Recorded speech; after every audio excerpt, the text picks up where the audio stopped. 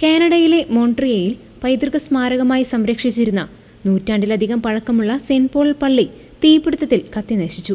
തിങ്കളാഴ്ച പുലർച്ചെ 1:40 തീപിടുത്തമുണ്ടായത്. പള്ളിക്കൊപ്പം സമീപത്തുണ്ടായിരുന്ന പള്ളിമുറിയിലേക്കും തീ പടർന്നു പിടിച്ചു.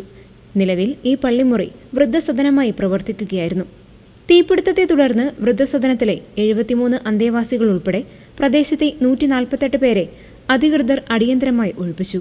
ആർക്കും പരിക്കുകൾ റിപ്പോർട്ട് ചെയ്തിട്ടില്ല. റെഡ് ക്രോസിന്റെ നേതൃത്വത്തിൽ ഒഴിപ്പിക്കപ്പെട്ടവർക്ക് ആവശ്യമായ സാധനങ്ങൾ നൽകി വരികയാണ്.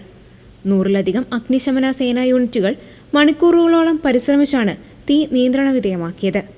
1910-11 കാലഘട്ടത്തിൽ നിർമ്മിക്കപ്പെട്ട ഈ ദേവാലയം മോൺട്രിയലിന്റെ വാസ്തുവിദ്യാ വിസ്മയങ്ങളിൽ ഒന്നായിരുന്നു.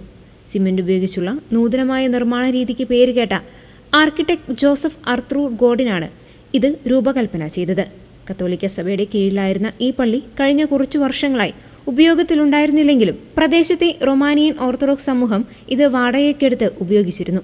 പള്ളിയുടെ ബേസ്മെന്റിൽ പ്രവർത്തിച്ചിരുന്ന ഒരു പ്രധാന ഫുഡ് ബാങ്കും തീപിടുത്തത്തിൽ നശിച്ചു. ഏകദേശം 200ഓളം കുടുംബങ്ങൾക്ക് എല്ലാ വെള്ളിയാഴ്ചയും ഭക്ഷണം എത്തിച്ചിരുന്ന ഈ കേന്ദ്രത്തിന്റെ നഷ്ടം പ്രദേശവാസികളെ സങ്കടത്തിലാഴ്ത്തിയിരിക്കുകയാണ്.